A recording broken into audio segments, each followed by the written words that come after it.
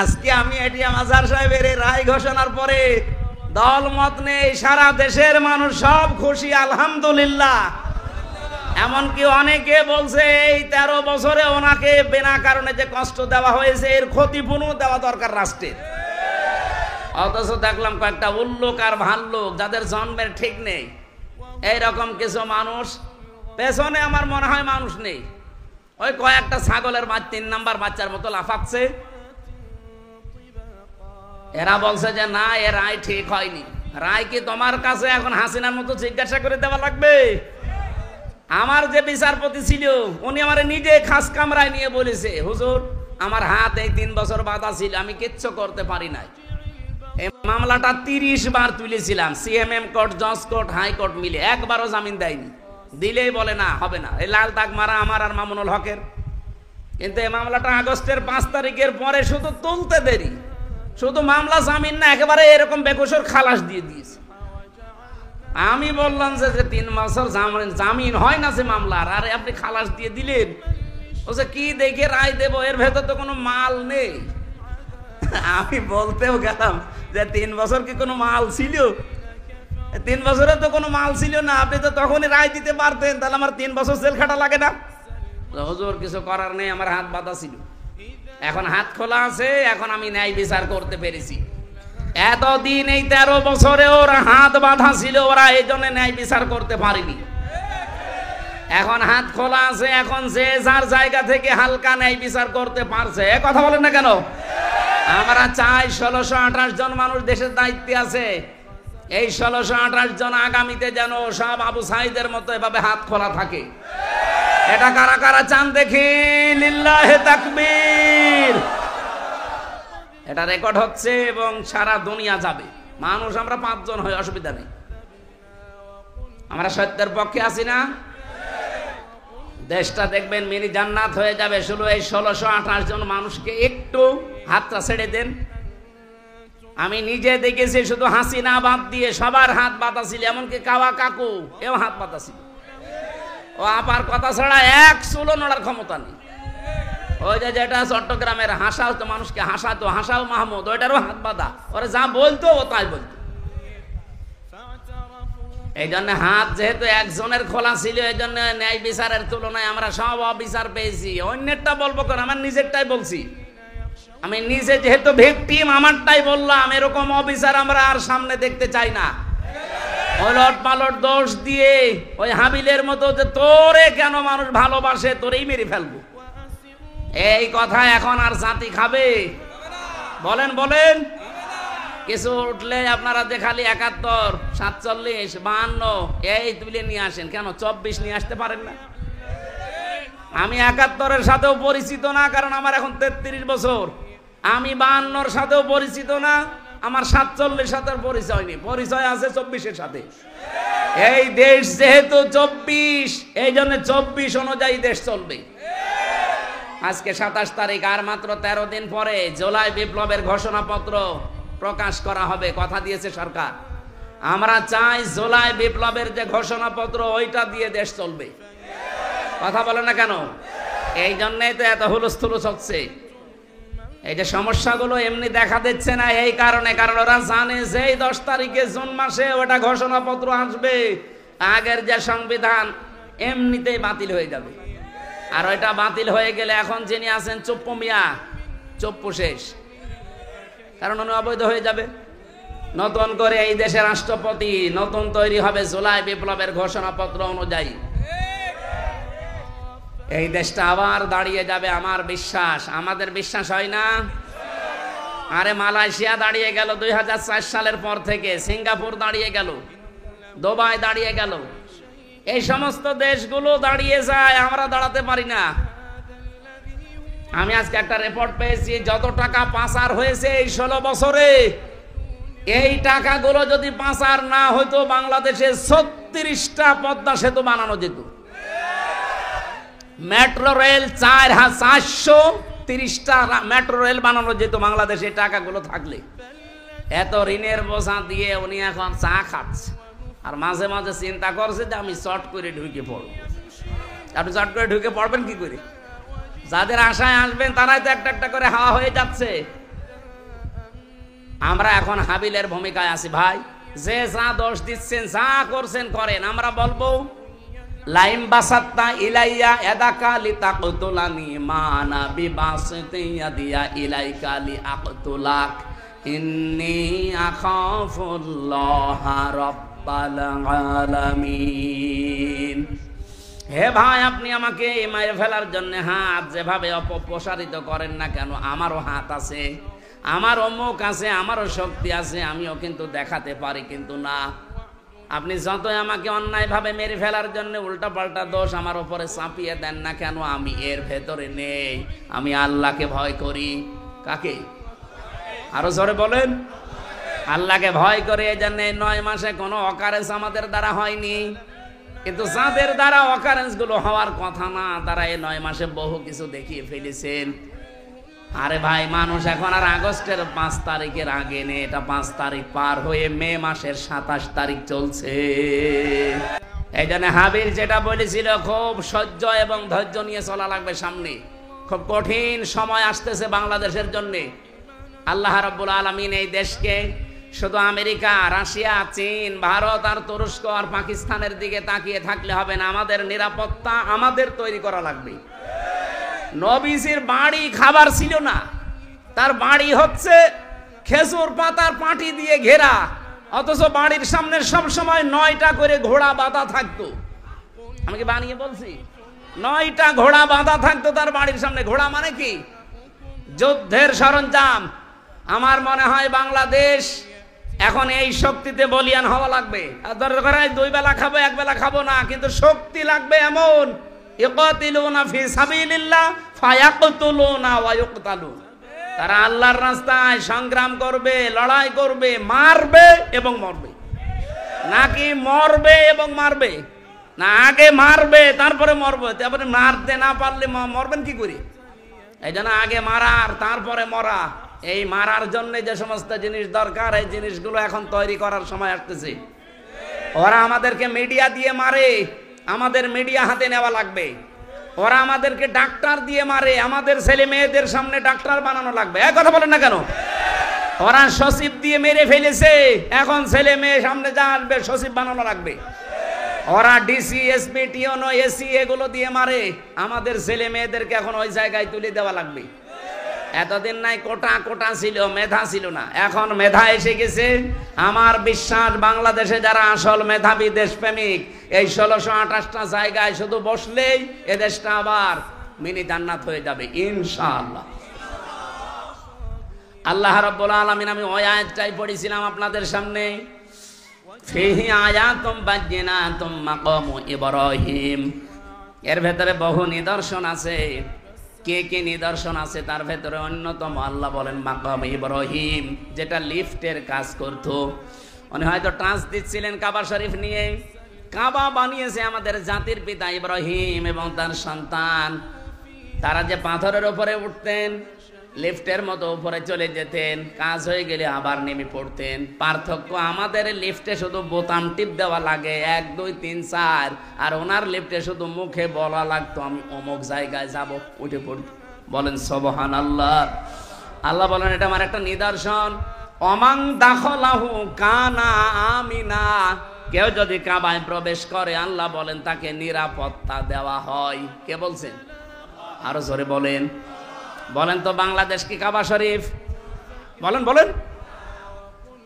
যারা এখানে কাবায় গেছে আমি তাদেরকে বলছি, কাবার বাইরে মারামারি, কাটাকাটি, চিন্তায়, রাহাজানি আছে, আমি নিজেও পড়েছিলাম। কিন্তু কাবার এরিয়ার ভেতরে প্রবেশ করলে কোনো মারামারি, কাটাকাটি, চিন্তায় আছে ভাই? কেন নেই? কারণ এই জায়গাটা নিরাপত্তা দিচ্ছে কে? কেন? কারণ এই জায়গার ভেতরে কোনো শিরিক পাবেন না। কোরআনে কারীম গ্যারান্টি দিয়েছে। এটা সূরা আনআম 7 নাম্বার পারা 17 নাম্বার পৃষ্ঠার 1ম নাম্বার লাইনের 82 নাম্বার আয়াতের প্রথম অংশে পাবেন, আল্লাযীনা আমানু ওয়া লাম ইয়ালবিসু ঈমানাহুম বিযুলমিন উলাইকা লাহুমুল আমন। রব্বুল আলামিন বলেন যারা ঈমান আনে আর ঈমানের সাথে যারা জুলুম মিশ্রণ করে না, এখানে জুলুম মানে শিরিক। তাদের ইমানের সাথে যারা শিরিক আর জুলুম মিশ্রণ করে না, উলাইকা লাহুমুল আমন, আল্লাহ যেন এইভাবে দেখাচ্ছে যে এরাই নিরাপত্তার হকদার। সুতরাং কাবা শরীফে যেহেতু শিরিক নেই, আল্লাহ পুরাটা নিরাপত্তার চাদর দিয়ে ঢেকে রেখেছেন। বাংলাদেশের 56,000 বর্গ মাইল আমরা যদি শিরিক মুক্ত করতে পারি, জুলুম মুক্ত করতে পারি, এই এরিয়াটা আমার আল্লাহ নিরাপত্তা দিয়ে ঢেকে রাখবেন। আমার কথা আসলে এইটাই, অমাং দাখালাহু কানা, বলেন বলেন, উলাইকা লাহুমুল আমন, এরাই নিরাপত্তার হকদার। সুতরাং আল্লাহর পক্ষ থেকে নিরাপত্তা যদি এই দেশ পেতে চায়, বদ্বীপ বলছিল না যে চারিদিকে সব ওরা, একদিকে সাগর, যাবেন কোথায়? নিরাপত্তা পাওয়া লাগবে কার কাছ থেকে? সুতরাং এই দেশে নিরাপত্তা দেওয়ার জন্যে শিরিক আর জুলুম মুক্ত দেশ গঠন করার কোনো বিকল্প নেই। আর এটার জন্য কোরআনের শাসন লাগবে। এটা যদি কারো কাছে রাজনীতি মনে হয়, হ্যাঁ এইটাই আমাদের রাজনীতি, এটা যদি মনে হয় যে এটা দুনিয়ার কাজ, হ্যাঁ এইটাই দুনিয়ার কাজ। কেউ যদি বলে এটা ধর্ম ব্যবসা, হ্যাঁ এটাই আমার ধর্ম ব্যবসা। আমি চাই এই দেশকে আল্লাহর নিরাপত্তার চাদরে বেষ্টন করতে। চান না আপনারা? বলুন। এই জন্য শিরিক মুক্ত করা লাগবে। শিরিকে বাংলাদেশে নেই, বলেন বলেন। আমি শিরিক বিল জাত, শিরিক বিল সিফাত, শিরিক বিল ইখতিয়ারা, শিরিক বিল হুকুক 120 প্রকার পড়েছি তাফসিরে, আর বাংলাদেশে প্রত্যেকটা চলছে। এখানে সে নিরাপত্তা আল্লাহ দেবে কি করে? 1 নম্বরে শিরিকের এক বাক্যে জবাব দেয়, আল্লাহ যেটা পারে ওইটা অন্য কেউ পারে, এই বিশ্বাস করার নাম শিরিক। এই কথা বলেন না কেন? এটা এই দেশে নেই। সন্তান দিতে পারে কে? অন্য কেউ পারে। অনেক নামাজি মানুষ পর্যন্ত এই শিরিক করছে আমার কাছে এসে। সেদিন বগুড়ায় একজন এসে বলছে, হুজুর আপেল পড়ে দেন। কেন? এমন আপেল পড়বেন যেন ছেলে হয়। ছেলে হবে মানে আপেল ফেলে দিয়েছি, যে আপেল কই? আপেল নেই। কেন? আরে ভাই আপেল পড়ে যদি ছেলে হয় তা আমার 3টা মেয়ে হইতো না। আমি আপেল শুধু ম্যাডামে খাওয়াতাম। কি বিশ্বাস! একজন নামাজি মানুষ যদি এই বিশ্বাস করে, তাহলে সাধারণ মানুষের কোন জায়গা আছে বলে? ওরা করে দুর্গা পূজা, আর আমরা মুসলমানেরা করছি দরগা পূজা, পীর পূজা। জিনিস একই, খালি সিস্টেমটা একটু আলাদা। এই জন্য শিরিক মুক্ত হওয়া লাগবে জাতিকে। আর এগুলোর জন্য অনেকে টেন্ডার নিয়েছে। কত মানুষ যে কত কায়দায় জাতির ভেতরে শিরিক প্রবেশ করাচ্ছে। আপনি শুধু এই পাশের জেলা ব্রাহ্মণবাড়িয়ার দিকে তাকান, ওরা আল্লাহর নামের পাশাপাশি কত নামের জিকির বানিয়েছে দেখেন। ইয়া আলী বাবা, শাহ আলী বাবা, কেল্লা বাবা, ফতে বাবা, আগলা বাবা, পাগলা বাবা, ন্যাংটা বাবা, আমি নিজে শুনি ওই জিকির করছে। অথচ আল্লাহ বাদে অন্যের নামে জিকির করা জায়েজ আছে। এমনকি রাসূলুল্লাহর নামেও জিকির নেই। রাসূলুল্লাহর নামে কি আছে? দরুদ শরীফ।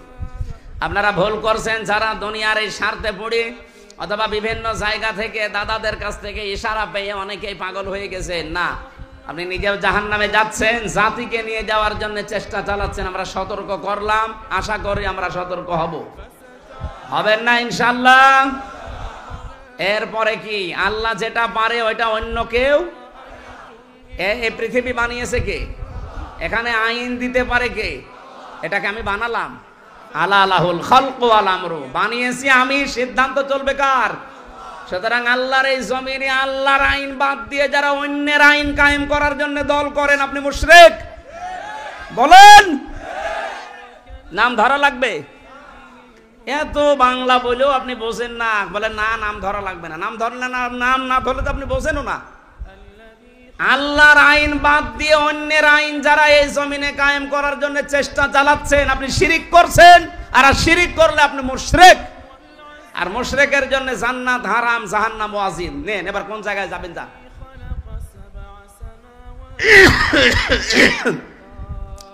আলিল্লাহি আলান নাসি হজ্জুল বাইতি মান ইসতাতা ইলাইহি সাবিলা। যাদের সামর্থ্য আছে তারা যেহেতু অলরেডি হজে যাচ্ছে, আমার শ্বশুরও কালকে যাবে। হাজার হাজার লক্ষ লক্ষ মানুষ তামাম দুনিয়া থেকে আসতেছে। কিছু শিক্ষা হজের ময়দান থেকে সারা পৃথিবীর মুসলমানেরা যেন এবার নিয়ে যায়। আমার মনে হয় এবার যদি শিক্ষা মুসলমানেরা হজেরটা নিতে পারে, আর এই যে 10 দিন পরে যেটা আমরা দেব কোরবানি, এই কোরবানির আসল শিক্ষা যেটা, শুধু পশুর গলায় ছুরি দেওয়া না, আমার নিজের ভেতরে যে সমস্ত পশুত্ব আছে, হিংসা, অহংকার, এই যে পশুর যে আচরণ, এইগুলো জবাই করা লাগবে এই কোরবানি দেওয়ার সময়। পারা যাবে না ইনশাআল্লাহ? এই কোরবানিতেই বাংলাদেশে ইসলাম কায়েম হয়ে যাবে, বিশ্বের মুসলমানেরা নিরাপত্তা পাবে ইনশাআল্লাহ। আমান কাফারা, যে ব্যক্তি অস্বীকার করে আল্লাহর এই বিধানগুলো শোনার পর, এখানে 27টা শিক্ষা ছিল, কোরবানির শিক্ষা ছিল, আমরা 27টা পেয়েছিলাম তাফসিরে, ইতকানের ভেতরে আছে আর ফি জিলালিল কোরআনে আছে। তাই যেহেতু একটা গুরুত্বপূর্ণ দিন, আর মাত্র 6-7 দিন পরে আমাদের সামনে, কি 10 দিন, মাঝখানে আর 10টা দিন আছে, এই 10 দিনের ভেতরে গুরুত্বপূর্ণ একটা দিন আমাদের সামনে আসতেছে। এই ছেলে, এত কথা বলে কেন কারা? এগুলো থামান। আমি যা আওয়াজ করি, আমার চাইতে যদি ওপরে আওয়াজ দেয়, আমি এখানে বসে বসে কি ঘাস কাটবো? ওখানে কয়জন কথা না বলে।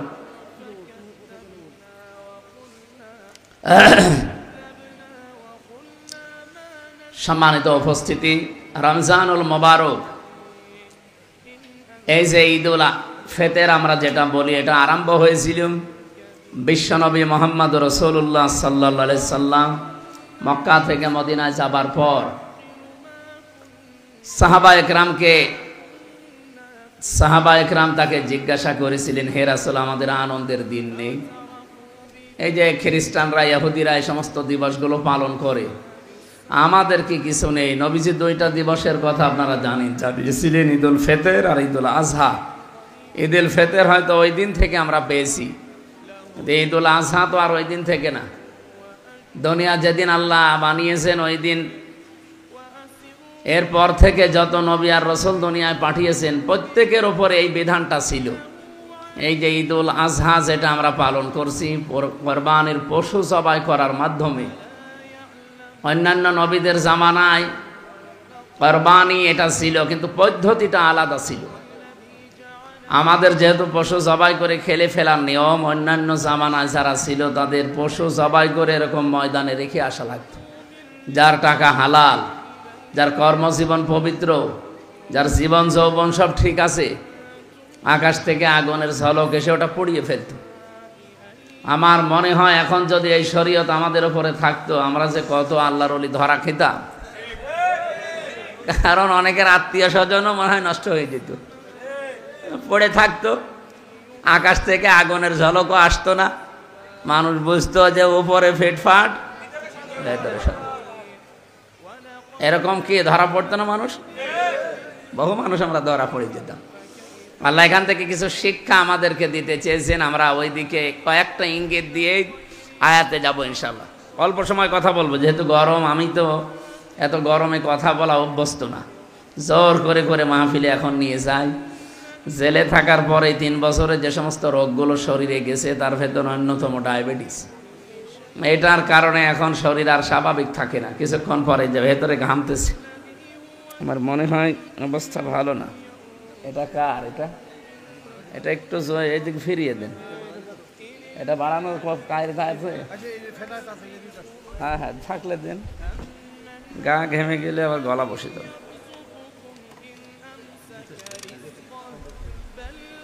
থাক, যার কাজ সে করবে, আপনারা এদিকে খেয়াল করেন। আল্লাহ রাব্বুল আলামিন বলেন, ওয়াতলু আলাইহিম নাবা আবনাই আদম বিল হক। হে নবী, আপনি আপনার উম্মতদেরকে আদম নবীর 2 সন্তানের কাহিনী এটা যথাযথভাবে তেলাওয়াত করে শোনাবেন। এই সত্য কাহিনীটা বলেন তো, একেবারে পৃথিবীর প্রথম দিকের এই কাহিনীটা, আর আমরা এই যে কিয়ামতের আগে আছি, এতদিন পরে কাহিনী আমাদেরকে শোনাতে বললেন, অবশ্যই এর ভেতরে কোনো কারণ নেই। বলেন বলেন, কত সূক্ষ্মভাবে শব্দগুলো আল্লাহ বাছাই করলেন। প্রথমেই দিলেন ওয়াতলু, তেলাওয়াত করে শোনা।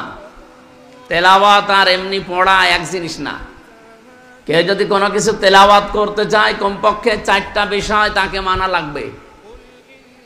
আমরা এই যে কোরআন শরীফ পড়ি না কোরআন শরীফ তেলাওয়াত করি? বলেন বলেন। কোরআনে কারীম যদি কেউ তেলাওয়াত করে, 4টা বিষয় মাস্ট বি তাকে মানা লাগবে।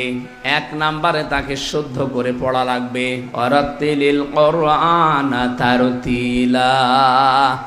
কোরআন যেমনে সেমনে পড়লে হয় না, তার তিলের সাথে পড়া লাগে? এমনকি কোরআন শরীফ যদি কেউ তার তিল বাদ দিয়ে পড়ে, কোরআন নিচে তার উপরে লানত করে, বলেন নাউজুবিল্লাহ।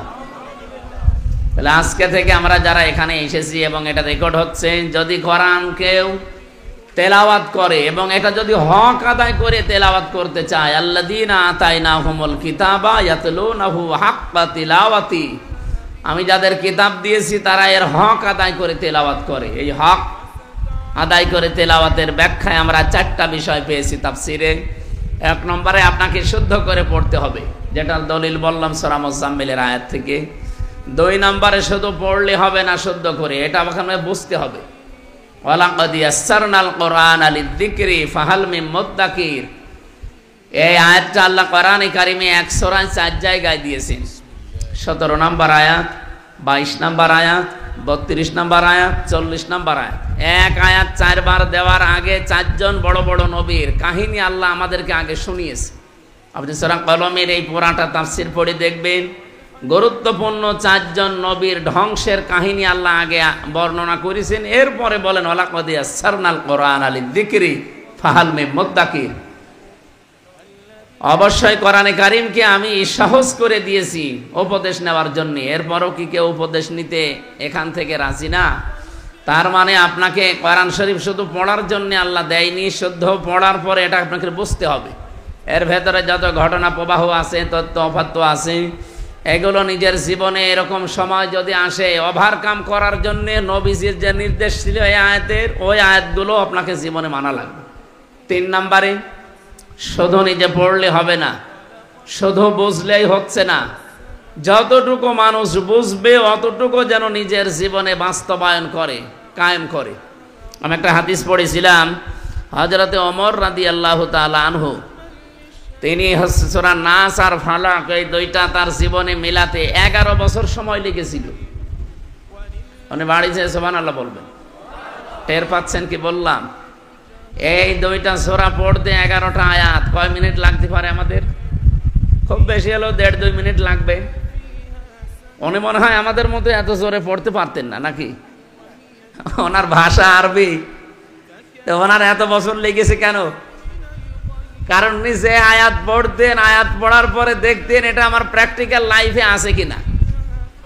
যখন দেখতেন হ্যাঁ আমি পড়া শব্দগুলো আমার জীবনে মিলাতে পেরেছি, পরের আয়াতে যেতেন।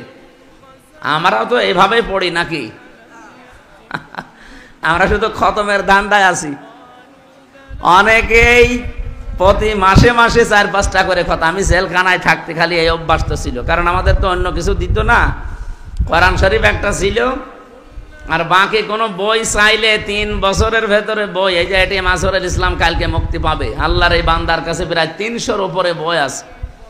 এতদিন যারা ইসলামী আন্দোলনের ছেলে ছিল তারা বের হওয়ার সাথে সাথে ওনার কাছে বই রেখে আসতো। মাওলানা মতিয়ার রহমান নিজামী রহমতুল্লাহ আলাই, শহীদ আব্দুল কাদের মোল্লা রহমতুল্লাহ আলাই, এরপরে যতগুলো মানুষ বিদায় নিল, এই মানুষগুলো তো বের হয়ে গেছে, আর কিতাবগুলো ওনাকে আসার সময় দিয়ে এসেছিল। ওনার ঘরে আমি ঈদের দিন যেয়ে দেখি 300-র উপরে কিতাব একেবারে সাজানো, অথচ অন্য কারো ঘরে এত বই আমি পাইনি। কারারক্ষীরা যদি বলতাম যে সারাদিন তালা লাগিয়ে রাখেন 24 ঘন্টা, একটা বই এনে দেন পড়ি, বই এনে দেয় বঙ্গবন্ধুর আত্মজীবনী। ও পড়ে কোনো লাভ আছে? ক্ষতি ছাড়া। কি বুঝবো ওর ভেতর থেকে, আর কি জ্ঞান অর্জন করবো বলে? কারারক্ষী বললো পড়তো সব আল্লাহর ওলি, ওই রকম ওই দেবদুলাল, সুব্রত বালা, আশিক কুমার। আজকে একটা রিপোর্ট পড়ার পরে আমি আশ্চর্য হয়ে গেছি। বাংলাদেশে সচিবালয়ে এই যে রিপোর্ট আছে, এর ভেতরে একেবারে টপ টু বটন সবগুলো ওরা যে বলে যে আমরা সংখ্যালঘু। কে বলেছে আমরা সংখ্যালঘু? সংখ্যালঘু তো আমরা। 92% মুসলমানের দেশে এতগুলো সচিব, একটা মুসলমান পাওয়া যাচ্ছে না, সবগুলো আল্লাহর ওই বান্দারা। আজকে 379 জন তালিকাভুক্ত হয়েছে ভারতে, তাদেরকে বাংলাদেশি ট্যাগ লাগিয়ে অলরেডি এদেশে ঢুকিয়ে দেওয়ার চিন্তা ভাবনা করছে ওই দেশের যারা দায়িত্বে আছে তারা। আপনারা যারা নিজের দেশের সম্পদগুলো পাচার করে পাহাড় তৈরি করেছেন, বিবেকের উপরে আমার মনে হয় এতদিন কুকুরে প্রসাব করে দিয়েছিল। তাছাড়া এই কাজ করা এই দেশে জন্ম নিয়ে কোনো মানুষের দ্বারা আমার যতটুকু বাস্তবতা আমি পাই না।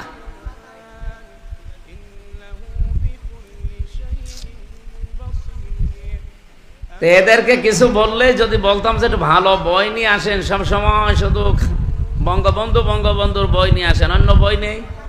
আর একবার বই নিয়ে এসে দিল বঙ্গবন্ধুর চীন সফর, ওটা পড়ে আমি কি করব?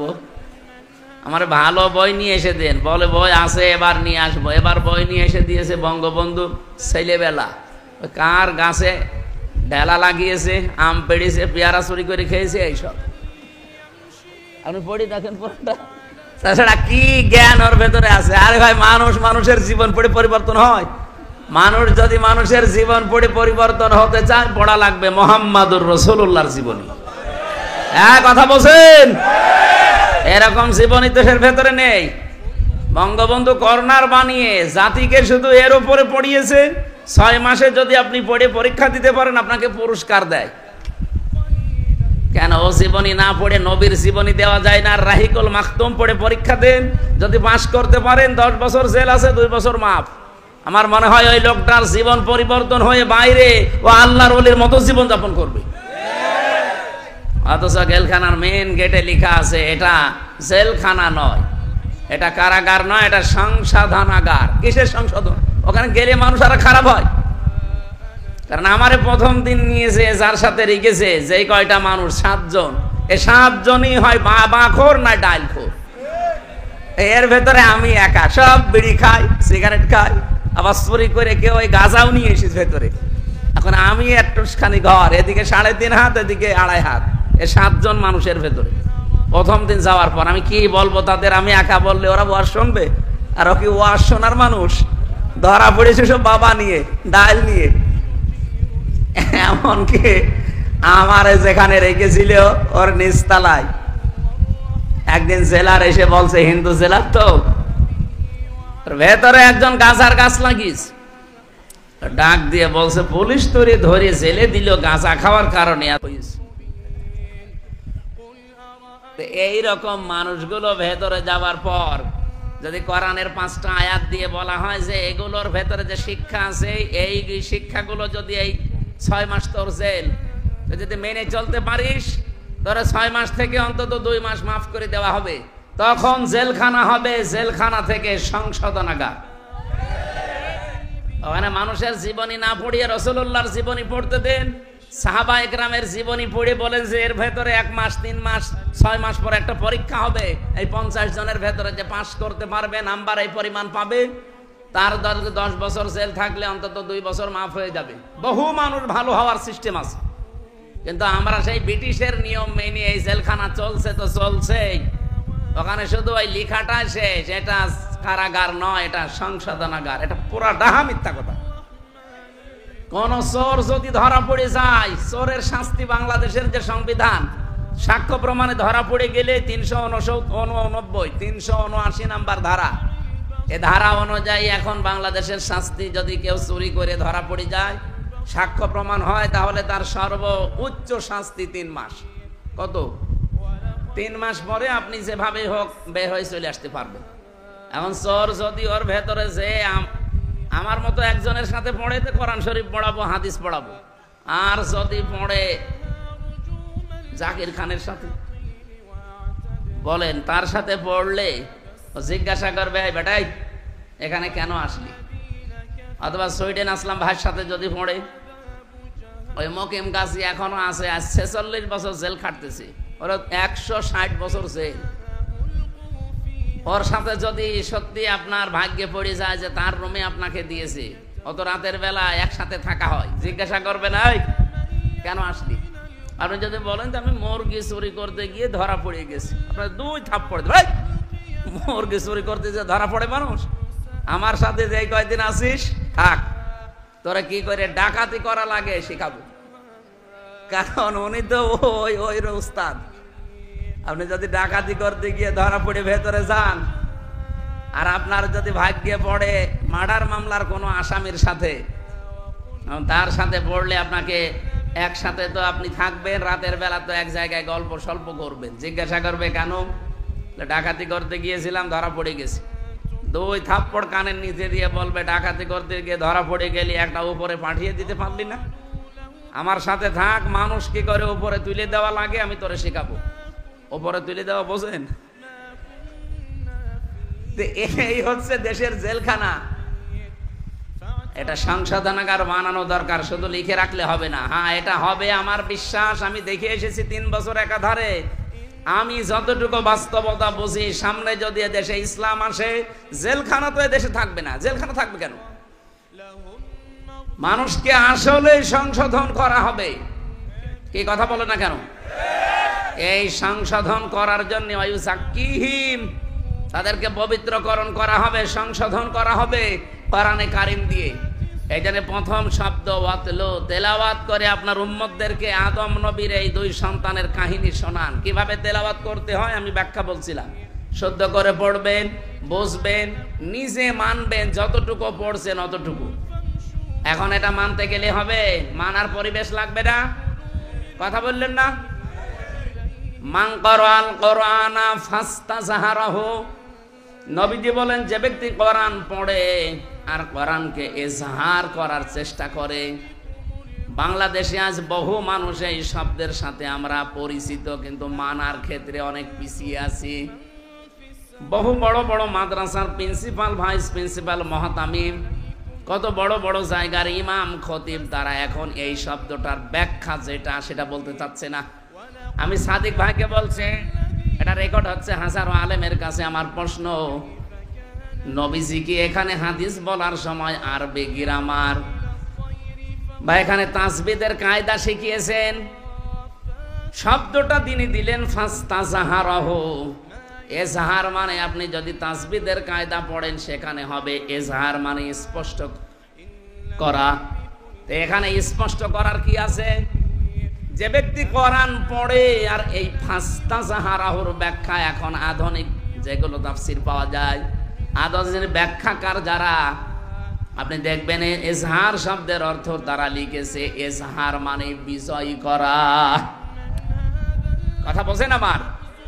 যে ব্যক্তি কোরআন পড়ে আর কোরআনকে বিজয় করার জন্য চেষ্টা করে।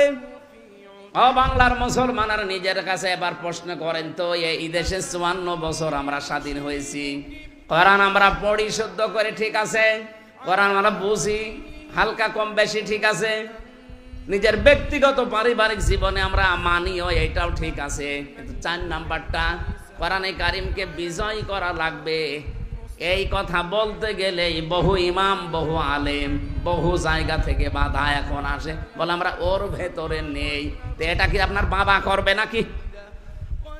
কোরআনকে যে ইজহার করা লাগবে, বিজয় করা লাগবে, দাঁড় করানো লাগবে, কায়েম করা লাগবে, এটাকে আপনার বাবা করবে না ফেরেশতা আসবে?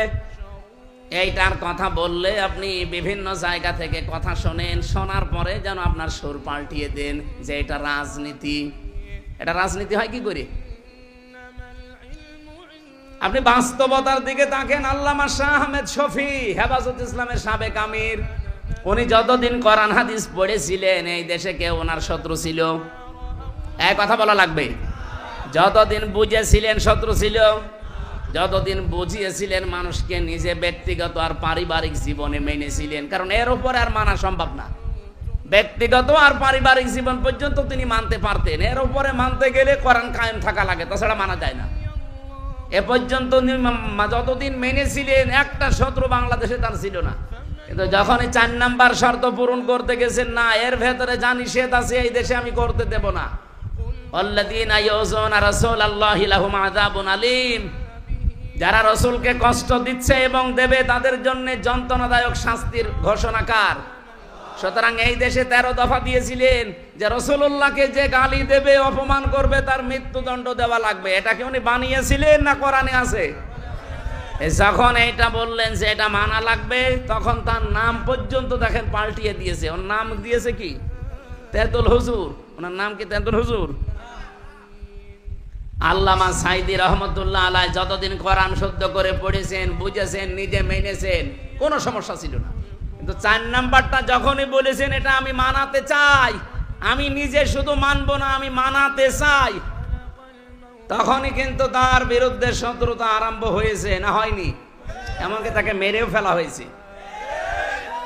বাস্তবতা এইটা। আমি যতদিন কোরআন পড়েছি, বুঝেছি, নিজের পরিবার আর নিজের ব্যক্তিগত জীবনে মেনেছি, আমার কেউ এদেশের শত্রু ছিল না, এখনো নেই। কিন্তু যখনই আমি বলছি যে না, এটা আমি মানুষকে মানাতে চাই, আর মানাতে চাইলে তো ব্যক্তি পরিবার শেষ না, এরপরে সমাজ লাগবে, রাষ্ট্র লাগবে। কথা বলেন। আমি তো হাদিস কোরআন এইভাবেই পড়ি, মান করাল কোরআনা ফাস্তাসাহারাহু, যে ব্যক্তি কোরআন পড়ে আর কোরআনকে এসাহার করার, বিজয় করার চেষ্টা চালায়। কেন আল্লাহর নবী বিজয় করার কথা বলার পরে মাঝখানে ফা নিয়ে আসলেন? এতটুকু তো শেষ করে দিতে পারতেন, কোরআন পড়ে আর কোরআনকে বিজয় করে না। হাল্লা হালালাহু ওয়া হারামা হারামাহু, হালালকে হালাল জেনে আঁকড়িয়ে ধরে আর হারামকে হারাম জেনে ছেড়ে দেয়। এই দুইটা কথা কেন নিয়ে আসলেন এই এজহারের পরে? আমি ব্যাখ্যায় বেশি টেকায় মুহাদ্দিসুল কিরাম লিখেছেন এইটা, কোরআন যদি এজহার থাকে, বিজয় থাকে, কায়েম হয়ে যায়, ওই সমাজে হালালকে হালাল আর হারামকে হারাম জেনে মেনে নেওয়া সহজ হয়। এই কথা বলছেন? আপনি বলেন তো, 54 বছরে বাংলাদেশে কোরআন বিজয় হয়েছে? বলেন বলেন। হ্যাঁ, শুদ্ধ করে পড়া হয়, নিজে মানা হয়, নিজে বোঝা হয়। 4 নাম্বারটা এখনো নেই। এই জন্য আমরা যত বড় আল্লাহর ওলি দাবি করি না কেন, এদেশে হালালকে হালাল জেনে মানা সম্ভব না। আমি জানি এটা হালাল, সম্ভব না। হারাম জানি, ছেড়ে দেওয়াও সম্ভব না। এরকম পরিবেশ দেশে নেই। আমার এই যে গাড়িটা, এখান থেকে যদি এখন রাতে আমি ছাড়ি, কুষ্টিয়া পর্যন্ত যেতে কমপক্ষে 5 জায়গায় পুলিশে আটক করবে। কয় জায়গায়? 5 জায়গায় আটক করে কি ছেড়ে দেবে সালাম দিয়ে? না। এটা তো এখন এই 9 মাসে একটু আরামে আছে। এর আগে গাড়ি ধরলেই বলতো হুজুর দোয়া চাই। দোয়া তো করে আসলাম না, যে দোয়া নিয়ে আসলেন ওই দোয়া দেন। এখন এখান থেকে কুষ্টিয়া 324 কিলোমিটার পথ, 324 কিলো যেতে যদি 5 জায়গায় দোয়া চাই, কত 4-5 জন 6-7 জন করে থাকে, তো বলেন এই 100-200 দোয়া হবে? 1-2-3 হাজার করে দোয়া দিয়া লাগে। তো এই 5-6 জায়গায় তো আমার এমনি 15-20 হাজার খালি দোয়াই যাবে। গাড়িটা নিয়ে আসতে যেতে কমপক্ষে 18-20 হাজার খরচ। তা আপনি আর কি করবেন বলেন? এখন ওনাদেরকে যদি জিজ্ঞাসা করে আপনি দোয়া করে আসলাম, এরপরও শোনেন না এই দোয়া চান, মানে তো হুজুর কিছু করার নেই, এই দোয়া শুধু আমরা নেই না, এই দোয়া উপরে পাঠানো লাগে। কথা বুঝেন? এই দোয়া কোথায় দেয়া লাগে? প্রতিদিন যদি রাতের বেলা এভাবে আমাদের 50,000 উপায় হয়, আমরা এই 5 জন মিলে হয়তো 20-30 হাজার নেব, আর 20 হাজার যাবে আল্লাহর ওলিদের কাছে উপরে। এখন বলেন, ওরা যদি ইচ্ছা করে তাও কি এই হারাম থেকে বেঁচে থাকা ওদের দ্বারা সম্ভব? যে মাসে আপনি কামাই ওইভাবে করে দিতে পারবেন না, তখন আপনাকে আর এই কুমিল্লায় রাখবে না, এখান থেকে পাঠিয়ে দেবে ও সেই বান্দরবন। তো কে বউ ছেলে মেয়ে রেখে ওখানে থাকবে কে? এই জন্য বাধ্য হয়ে জানে যে এটা হারাম কাজ, এরপরও হাদিয়ার নামে, তৌফার নামে অথবা বিভিন্ন নাম দিয়ে বলে যে কি করব। আমি যে ওসি সাহেবকে পড়াতাম, ওনার কাছে একবার 10 লাখ টাকা ঘুষ এসেছিল ওই 10 সালে। আমি ওই দিন আয়াত পড়াচ্ছি, ঘুষের আয়াত, যে লা তাকুলু আমওয়ালাকুম বাইনাকুম বিল বাতিল। আমার দিকে তাকিয়ে বলছে হুজুর নেব, নেবেন মানে? আপনারা আমি কোন আয়াত পড়ালাম? আর আল্লাহর ইশারা ওই দিন ঘুষের আয়াতই পড়িছি। আমার দিকে তাকিয়ে বলছে হুজুর এটা তো আর ঘুষ না, এটা হচ্ছে হাদিয়া। কারণ এই যে এই লোকের 1 কোটি টাকার হিরোইন ধরা পড়েছে। আপনারা জানেন কিনা জানি না, বাংলাদেশে 2টা থানায় সবচাইতে বেশি ক্রাইম হয়, একটা কুষ্টিয়ার মডেল থানায় আর একটা সিলেটের বিশ্বনাথ থানায়। এই 2 থানায় যদি ওসি সাহেব ট্রান্সফার করে আসতে হইতো, অন্তত 50 লাখ টাকা আল্লাহর ওলিদের আগে দেওয়া লাগতো। তো ও যদি কিয়ামত পর্যন্ত চাকরি করে, ওই টাকার বেতন তো তুলতে পারবে না। এই জন্যই বাধ্য হয়ে বিভিন্ন হাদিয়া তোফা তাদের নেওয়া লাগে। আমারে বলছে হুজুর আমি কি করব, আমি কি করবেন মানে আপনারা সরকার হাদিয়া দেয় না, আপনার তো নির্ধারিত বেতন আছে। অথচ পরবর্তীতে আমাকে একা একা ডেকে বলছে, ওই সময় দেখলাম নিল না, গরম দিয়ে তাড়িয়ে দিলে। এই বেটা আমি কোরআন শরীফ পড়ি আর তুমি আমারে ঘুষ দাও, ওই সময় তাড়িয়ে দিল। পরবর্তীতে নিয়েছে কিনা আমি জানি না। তা আমার একদিন ঘরে একা একা ডেকে বলছে, হুজুর আসলে আয়াত তো পড়াচ্ছেন আমারে ঠিক আছে, কিন্তু বাস্তবতা আমি মানবো কি করে? আমার বেতন 42,000 টাকা ওই সময় মনে হয়েছিল। আমার স্কেল এখন আমার বেতন সব মিলে আমি 42,000 টাকা পাই। অথচ আমার ছেলে মেয়ে দুইটা ঢাকা বিশ্ববিদ্যালয়ে আর আমার বউ থাকে ঢাকাতে, সব মিলে তাদের পেছনে আমার 50,000 টাকা খরচ, বাসা ভাড়া আর খাওয়া দাওয়া দিয়ে। বেতন কত?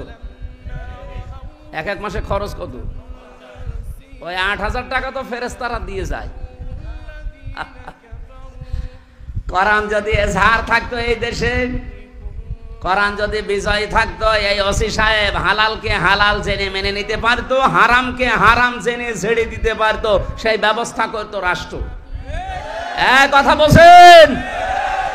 নবীজি এই জন্য কোরআন পড়বে যারা, তারা যেন কোরআনকে বিজয় করার চেষ্টা করে। আর বিজয় করতে হলে যে সমস্ত কাজে আঞ্জাম দেওয়া লাগে, এই কাজের কথা যখন বলি তখন এই চাঁপাই নবাবগঞ্জের দুইজন স্বামী স্ত্রী মুহাদ্দিস, মুফাসসির, মুফতি, এই দুইজন ফতোয়াবাজি করে। এটা রাজনীতি, এটা দুনিয়ার কাজ। আমার নামের আগে মুফতি লেখা আছে। আমি সরকারি সার্টিফিকেট প্রাপ্ত মুফতি, সে যাই হোক, সরকার তো সার্টিফিকেট দিয়েছে, তো ফতোয়া তো আমি দেব। ওদের পেটে বোম মারলে ফতোয়া শব্দটা আরবিতে লিখতে পারবে? এরা যদি ফতোয়া দেয় তা আমি কি ঘোড়ার ঘাস কাটবো? বাংলাদেশের মানুষ যেহেতু শব্দ প্রথম ছিল, অতলো তেলাওয়াত করতে হলে আপনাকে হক আদায় করে এই 4টা বিষয় মানতেই হবে। যারা মেনে নিয়েছে তাদের জীবন সফল, আর যারা এখনো বিভিন্ন গড়িমসি করে পেছনের টানে মানতে পারেন না, আপনার খবর আছে। আমি কথা বোঝাতে পেরেছি আশা করছি। আল্লাহ বলেন উলাইকা ইউমিনুনা বি, এরাই আমার কোরআনে বিশ্বাসী, যারা এই 4টা হক আদায় করে, কোরআন পড়ে, তেলাওয়াত করে। কোরআন শরীফের ভেতরে আমি পড়তে গিয়ে 3টা শব্দ পেয়েছি কোরআন পড়ার ব্যাপারে, কারাআ, রাতালা আর তালাওয়া। আপনি অভিধান নিয়ে আসেন, এই 3টা শব্দের ব্যাখ্যায় পাবেন এই 4টা শর্ত। 4টা বিষয় দিয়ে আল্লাহ নবীকে জানাচ্ছেন আপনি তেলাওয়াত করে এইভাবে এই কাহিনীটা শোনাবেন, কারণ এই কাহিনীর ভেতর আপনার উম্মতের জন্য একটা বিশাল শিক্ষা আছে। إذ قربا قربانا فتقبل من أحدهما ولم يتقبل من الآخر। রব্বুল আলামিন বলেন, যখন তারা একজন কোরবানি দিয়েছে, আকাশ থেকে আগুনের ঝলক এসে ওটা কবুল হয়েছে, অপরেরটা হয়নি। যারটা হয়নি, এই কাবিল নামে এই ছেলেটা নিজেকে তো একটু সংশোধন করবে যে কেন হলো না, কেন আমারটা হচ্ছে না, আমি একটু দেখি। আমারই তো নিজের ছোট ভাই, আমার বয়সে ছোট, শক্তিতেও আমার চাইতে কম, দুনিয়ায় আমার পরে এসেছে, সব দিক থেকে আমার নিচে, অথচ তারটা কবুল হয়ে গেল আল্লাহর দরবারে, আর আমারটা কেন হয় না, পড়ে আছে। অন্তত এগুলো একটু আবিষ্কার করে দেখি না। সে কি বলেছিল? ক্বালা লা আকতুলান্নাকা, হে হাবিল, তোরটা কেন কবুল হয়েছে, আমি তোরেই বাঁচতে দেব না। লাকুতুলান্নাকা, লামে তাকিদ নুনে সাকিলা, ও গ্যারান্টি দিয়ে বলছে তোরে আমি আজকেই মেরে ফেলবো। আমার মনে হচ্ছে বাংলাদেশে এখন অনেক কাবিল ফিরে এসেছে। আপনি একটু চিন্তা করতে পারেন না যে আমার চাইতে বয়সে ছোট, শক্তিতে ছোট, সব দিক থেকে ছোট, তারা জনপ্রিয় হয়ে যাচ্ছে আজ মানুষের কাছে। তাদের আচার ব্যবহার, তাদের চরিত্র, তাদের অ্যাক্টিভিটিস, কাজকর্ম, তারা যা যা করে মানুষ আজ তাদেরকে অ্যাকসেপ্ট করে, গ্রহণ করে নেয়, তাদেরকে ভালোবাসে। আর আমি এত পুরাতন মানুষ, আমাদেরকে দেখলেই মানুষ খালি সাদাবাজ বলে। আমি একটু পাল্টাই, একটু ভালো হয় না, তোরেই মেরে ফেলবো। কেন তোরে মানুষ ভালোবাসে বলেন তো? বাংলাদেশে এখন এরকম কাবিল নেই। আপনি কি এই আন্দাজে বলেন নাকি ঠিক আছে? এর পক্ষে একটা হাদিস পড়ছিলাম, নাকি বলবো না? বলবো? মুসলিম শরীফের হাদিস, আন আবি যাররিন রাদিয়াল্লাহু তাআলা আনহু قال قال النبي صلى الله عليه وسلم من ادعى ما ليس له فليس منا ওয়ালিয়াতাবাওয়া মাকআদাহু মিনান নার। মুসলিম শরীফের হাদিস। নবীজি বলেন, যে জিনিস তোমার না ওইটা যদি নিজের দায়িত্বে তুমি নিয়ে নাও, যতদিন ওইটা তোমার নিজের আয়ত্তে থাকবে ততদিন তুমি আমি নবীর উম্মত আর নেই। বলেন তো, আগস্টের 5 তারিখের পর থেকে বাংলাদেশে বহু মানুষ এমন অন্যের জিনিস নিজের দখলে নিয়ে বাবা শাহজালাল সব হালাল। আরে ভাই, কুমিল্লায় নাই নেই, অন্য জেলায় তো আছে। যাদেরটা নিয়েছেন ফেরত দেওয়া লাগবে, নাই তো আপনি নবীর উম্মত আর নেই। ফালাইসা মিন্না, ফা শব্দটা 19টা অর্থে আসে। উপরে বর্ণিত যেটা বললেন, মানে দাআ মা লাইসা লাহু, ওটা যদি আপনার ভেতরে থাকে ফালাইসা মিন্না, আপনি নবীর উম্মত আর নেই। যে জিনিস আপনার না, আপনি যদি ওটা নিজের দায়িত্বে নিয়ে নেন, বলেন এরকম চরিত্র কার আছে? যার আছে তাকে বলছি এইটা ফেরত দেন। অনেক মানুষ এই কথা শোনার পরে বলে যে হ্যাঁ, ইসলামী ব্যাংকও তো দখল করে নিয়েছে। কে বলেছে আপনাকে? ইসলামী ব্যাংক দখল হয়নি, যারটা সে ফেরত পেয়েছে। ইসলামী ব্যাংক আপনার বাবার, তাদের মাথার ঘাম পায়ে ফেলে বানানো ব্যাংক, তাদের জিনিস তারা হাতছাড়া করে ফেলেছিল, দখল হয়ে গিয়েছিল, ওটা আবার তারা ফেরত পেয়েছে। আপনি উল্টা পাল্টা ফতোয়া দেন যে না, ওইটাও হাইজাক হয়ে গেছে, চিন্তা হয়ে গেছে। চিন্তা হলো কি করে? আমার জিনিস আমি ফেরত পেলাম, চিন্তা হয় কি করে? আপনি কি রাগ করলেন? আর 2 নাম্বারটা একটু কঠিন বেশি, এটা আমার বলার দরকার নেই। এই ওয়ালিয়াতাবাওয়া মাকআদাহু মিনান নার, অন্যের জিনিস যারা নিজের দখলে রাখে ও যেন জাহান্নামে নিজের স্থান তৈরি করে নেয়। আমি হাদিস পড়ার পরে বাংলাদেশে বহু মানুষকে হাদিসের সাথে এখন মনে হচ্ছে মিলে যাচ্ছে। খাপের খাপ মমতাজের বাপ। যদি এরকম কেউ থেকে থাকেন, আপনি কিসের নবীর উম্মত? আপনার জন্য আমি না সাদিক ভাই না কাবার ইমামকে নিয়ে এসে যদি বলেন বিসমিল্লাহি ওয়া আলা মিল্লাতি রাসূলিল্লাহ, ডাহা মিথ্যা কথা হবে। কারণ আপনি আল্লাহর নামেও নেই, রসুলের দলেও নেই। আমি মিথ্যা কথা বলে আপনাকে কবরে রাখলে হবে? বলেন বলেন। আশা করছে আপনি হাদিসটা মেনে চলবেন। কারা চলবেন হাত তোলেন তো। এই হাত তোলার দরকার নেই, আমি জানি এত মানুষ এরকম 2 নাম্বার লোকের জিনিস দখল করে রেখেছেন। কাবিল যদি ওই সময় বলতো ঠিক আছে, তোরটা কবুল হয়েছে, আমারটা হয়নি, কেন হয়নি আমি আবিষ্কার করব, আমিও তোর মতো হব, আমিও তোর মতো মানুষের পাশে দাঁড়াবো, আমিও তোর মতো চরিত্র বানাবো, কোন মানুষের সাথে খারাপ ব্যবহার আমিও করব না, আমার দ্বারা কেউ যেন কষ্ট না পায়। না, তোরটা কেন হইলো, আমি তোরেই মেরে ফেলবো। এই চরিত্র হচ্ছে কাবিলের। কার? আরো জোরে বলেন। আর হাবিলের চরিত্র কি? না না, হাবিল বলেছিল ক্বালা ইন্নামা ইয়াতাকাব্বালুল্লাহু মিনাল মুত্তাকিন। এখানে যারা আরবি গ্রামার জানে তাদের বলেন, ইন্নার পরে যদি মা আসে তাহলে বাংলা অর্থ দাঁড়ায় একমাত্র, কেবলমাত্র, শুধুমাত্র। হাবিল গ্যারান্টি দিয়েছিল, ভাই আপনারটা হয়নি, এটা আমার দোষ না। ইন্নামা অবশ্যই, ইয়াতাকাব্বালু, কব্বালা দিতে পারতেন, ইয়াতাকাব্বালু দিলেন কেন? এটা মজারে বর্তমান, ভবিষ্যৎ, প্রেজেন্ট, ফিউচার। হাবিল ওই দিন তামাম দুনিয়ার মানুষকে জানাতে চেয়েছেন, পৃথিবীর মানুষেরা আল্লাহ শুধুমাত্র মুত্তাকিদের জিনিসপত্র কবুল করে থাকে, তাছাড়া অন্য কারো জিনিস আল্লাহর দরবারে কবুল হয়। বলেন বলেন। আমরা এখন হাবিলের একেবারে ওই চরিত্রে আছি বাংলাদেশে। আজ কত মানুষ আন্দাজে আমাদের উপরে দোষ চাপিয়ে দেয়। এই 54 বছরে যে মানুষগুলো মিথ্যা দোষ আমাদের উপরে চাপিয়েছে, জাতি কিন্তু আজকে সব স্পষ্ট হয়ে গেছে। আজকে বিচারের এই রায়ের মাধ্যমে প্রমাণ হয়েছে, এতদিন যা বিচার ছিল সবগুলো বানোয়াট, মিথ্যা আর নিজের মন মতো তৈরি করা। এটা অন্তত আপনারা না বুঝলে আমি নিজে তো বুঝি, কারণ আমি নিজে ভিকটিম। 3 বছর আমি জেল খাটলাম, কোন কারণে আমি আজ পর্যন্ত নিজেও জানি না। অথচ আমারে মামলা দিয়েছিল আমি নাকি সংসদ ভাঙার জন্য তরবারি নিয়ে গেছি। একজনকে আমি পাঠিয়েছিলাম যে সংসদে যাও, তরবারি নিয়ে ভেঙে ফেলো। অথচ এই সংসদ সদস্য প্রার্থী আমারে ঘোষণা দিয়েছে কুষ্টিয়া থেকে। আমি যদি সংসদই ভেঙে ফেলবো তা আমার প্রার্থী হওয়ার দরকার। এরপরে মামলার 2 নম্বরে আমার দিয়েছে যে আমি নাকি আনসারুল্লাহ বাংলা টিমের প্রধান।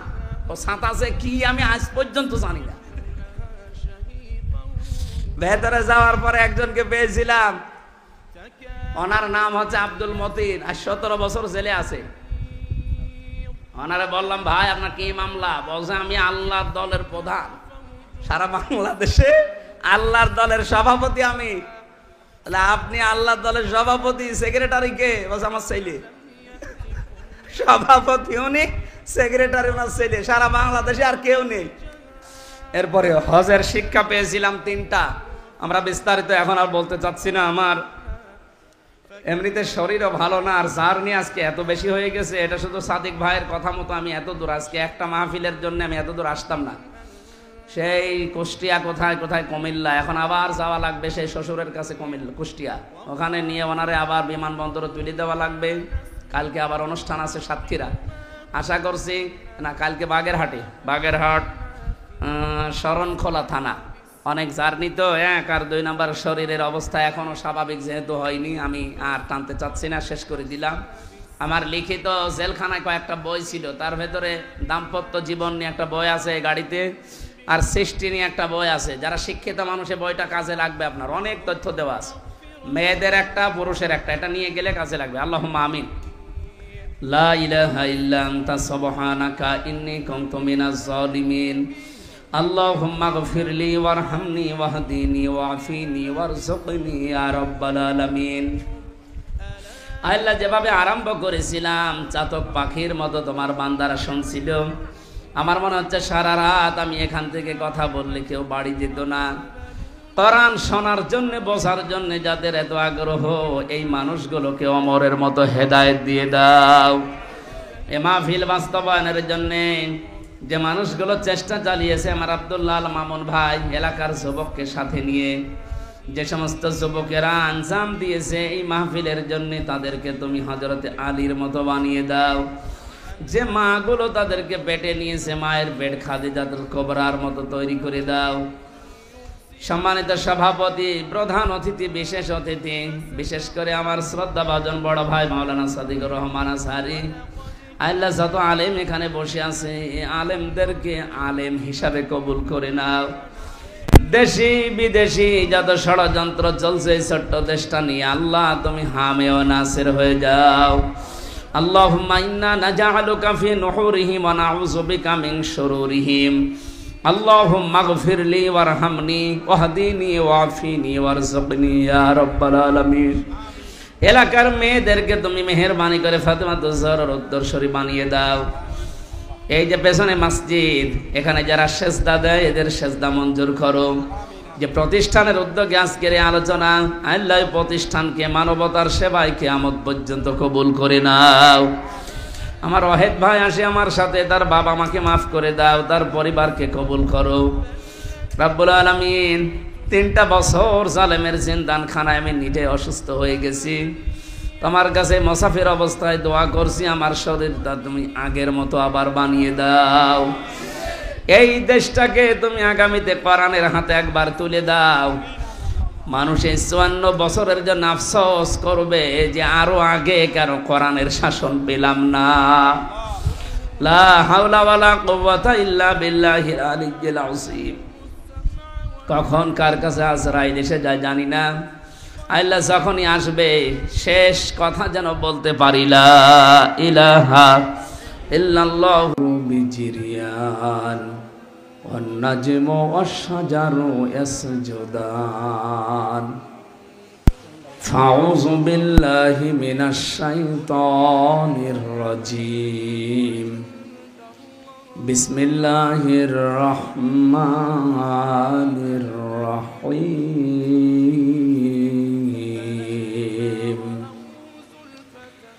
ফীহি আয়াতুম বায়্যিনাতুম مقام إبراهيم ومن دخله كان آمنا ولله على الناس حج البيت من استطاع إليه سبيلا ومن كفر فإن الله غني عن العالمين صدق الله العظيم. عن أبي هريرة رضي الله تعالى عنه قال قال النبي صلى الله عليه وسلم الحج يهدم ما كان قبله رواه مسلم وما زادهم إلا إيمانا وتسليما اللهم صل على محمد وآله وصحبه وبارك وسلم. يا سلام এখানে কি বসো বসো বসো। আলহামদুলিল্লাহ Al Mamun consumer foods and বেভারেজের উদ্যোগে কুমিল্লা জেলার নাঙ্গলকোট থানার পুজকরা বাজার কেন্দ্রীয় ঈদগাহ ময়দানে তাফসিরুল কোরআন মাহফিল স্বনামধন্য সভাপতি মাহফিলে এতক্ষণ যিনি আলোচনা রাখলেন আপনাদেরকে বিভিন্ন আমল সম্পর্কে অবগত করানোর জন্য আকৃষ্ট করছিলেন ইসলামিক চিন্তাবিদ মুফাসসিরে কোরআন শ্রদ্ধাভাজন বড় ভাই মাওলানা সাদিকুর রহমান আজহারি, সম্মানিত director Al Mamun consumer foods and beverage, প্রধান অতিথি জনাব শহীদুল্লাহ কাসেম, প্রধান মেহমান মাওলানা জামাল উদ্দিন, আমির বাংলাদেশ জামাত ইসলামী নাঙ্গলকোট উপজেলা, বিশেষ মেহমান জনাব ওমর ফারুক, অন্যান্য অতিথিবৃন্দ, অনেক মানুষের নাম দিয়েছেন যার মাধ্যমে আসলাম সেই কুষ্টিয়া থেকে পর্যন্ত। আসলে এখন তো তাফসির মাহফিল ওয়াজ মাহফিলের